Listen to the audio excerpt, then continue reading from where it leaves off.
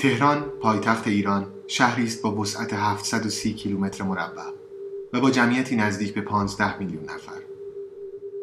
تهران 25مین شهر و 27مین شهر پرجمعیت جهان است.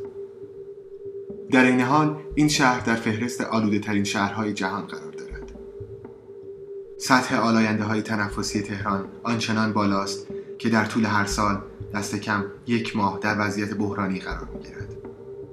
و البته بیشترین حد آلودگی صوتی در جهان نیز متعلق به تهران است. اداره بهداشت تهران میگوید در خیابان‌های تهران 30 میلیون موش زندگی می‌کنند. با این همه تهران هنوز هم در حال ساخت و ساز است. هنوز هم در هر گوشه این شهر ساختمان‌هایی بالا می‌رود. اینطور است که گوشه گوشه این شهر ساختمان‌های بتونی خاکستری دیده می‌شوند. صدها کیلومتر اتوبان و خیابان‌های آسفالت هم به این مجموعه اضافه شده. نتیجه آن که بیشترین رنگی که در تهران می‌بینید خاکستری است. خاکستری سیمان و بتون، خاکستری آسفالت. هر جایی که به هر حال طولانی زندگی می‌کنم میشه شهر من و تمام اون تصاویری که هممون می‌بینیم، خیابونا، ساختمونا، خطکشی‌ها، همه اینها بعداً توی کار من نمود پیدا می‌کنه. زمانی هم نمود پیدا می‌کنه که خود من اون تصویرها رو فراموش کردم. قصدم این نیست که اونها رو به صورت کاملا واقع گرایانه بکشمشون، انگار از یه عالمه فیلتر رد میشن و وقتی که میان روی بوم، حالا روی اون صفحه که من دارم روش کار میکنم، اونقدر شبیه نیستن، اما به محض اینکه مخاطب من میبینه کد فضای شهری رو بهش میده.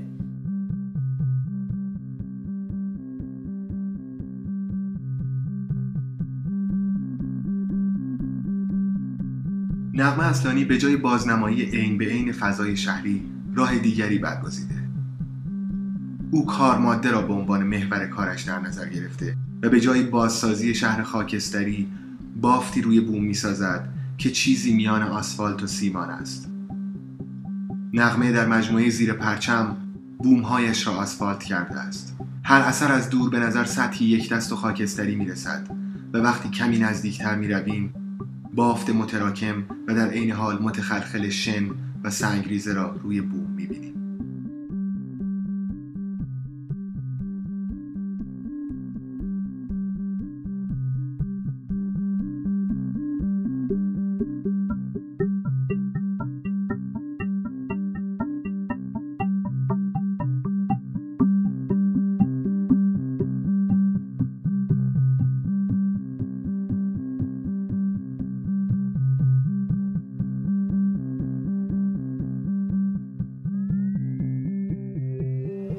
انگار که همیشه عادت داشتم از بچگیم فضایی رو که بیرون میدیدم یا باش بازی میکردم و بردارم بیارم توی خونه، یعنی یه جای کوچیکتر، توی یه اشل کوچیکتر به یه شکلی بسازمش. مثلا فکر کنم راهنمایی اینا بودم، نوجوانی، یه کتابخونه با آجرای بیرون آوردم ساختم، حالا تحت تاثیر همون فضایی که میدیدم، همون کاری که الان دارم میکنم. انگار که اینا هم همون اشل کوچیک تصویرایی که من بیرون دارم میبینم. یا مثلا هر چیزی مدل حالا گرافیتی نبود خیلی اون موقع، اما چیزایی که روی دیوارا نوشته شده بود، من تمام اینا رو تو اتاقم روی دیوار نوشته بودم، با رنگ نوشته بودم، با اسپری نوشته بودم. مثلا اتاقم یه چیز عجیب و غریبی بود، همون کاریه که من الان دارم توی آرت ورکام میکنم. یادم بچه تر بودم خیلی شعارا مونده بود از زمان رجایی و ماجراهای نفت و یا مثلا شاه برعکس می نوشتن و نمیدونم.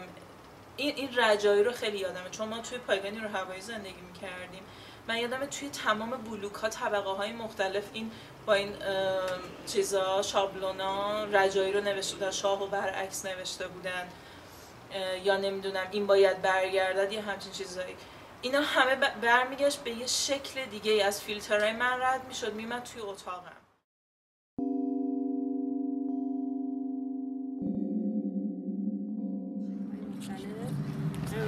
بلافاصله بعدش صرف شد. چی شد اینو چرا این واژه رو ولی بعدش هم مثلا بغل و اوست و اینا یه جورایی این یه کار اجرایی داشتم چند ماه پیش که یعنی اولی که انجامش دادم که همینجوری ادامه پیدا کرده. این کار اسمش 20 ویرجینه، یعنی اینا 20 تا واژه خیلی مهم روانکاوانه‌ای هستن که خیلی از فیلسوفای در واقع معاصر روشون کار کردن، که مثل شمایل پدرکشی، رشک به آلت تناسلی مردانه، سوء استفاده، وحدانیت، حالا لوگوس و چند تای دیگه.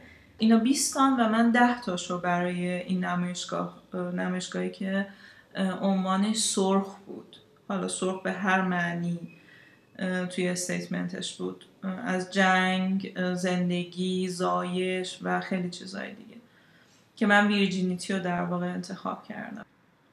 به نظر میاد که این واژه ها به خصوص توی فرهنگ شرق همچنان دست نخورده باقی موندن و با آگاهی به این که بعد از برداشته شدن هر بکارتی اون زمینه برای زایش و باروری آماده میشه، من این واژه ها رو کنار هم قرار دادم که حالا پله دومش برای من مهمه. حالا اگر این واژه ها باز بشن، در واقع اون بکارت برداشته بشه و از اون دست نخورده بودن موقعیتشون تغییر بکنه، واقعا چه اتفاقی میفته؟ میتونیم بگیم بعدش زایشه و زایش معمولاً بار مثبت داره، مثبته یا نه یه وقتایی مثل یک زخم عفونی میشه که اصلا بهتر دست بهش زده نشه.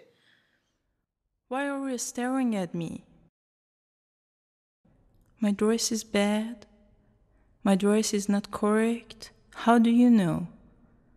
No, I want that black shirt. It's better than mine. Is she going to borrow me some money? Money? Shit. I want it now.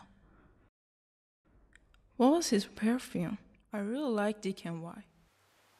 Armin is not bad, but Dick and Y is احساس میکنم تو زندگی امروز واسه اکثرمون سرعت تغییری که خودمون داریم میکنیم از سرعت تغییری که توی کارها اتفاق میفته بیشتره. این رو من اذیت میکنه. نمیدونم، یه جوری نمیگم حالا بیفته رو هم، ولی باید انقدی باشه که من نخوام با کار بدوم دنبالش. من خودم خیلی دارم تندتر میرم. وقتی نگاه میکنم میبینم که انگار که مال خیلی پیشه، یعنی حداقل باید انقدری نزدیک بشه که من بتونم ازش دفاع بکنم یا احساس خوبی برای نمایشش داشته باشم. من خیلی دارم سریعتر میرم. اون انگار تغییرات من مثلا توی هر دو سه ماه تغییرات بزرگ تو من اتفاق میفته، ولی توی کار هر یه سال. و یه جوری شرایط زندگی امروز هست، اما این برای تولید کار هنری چیز خوبی نیست.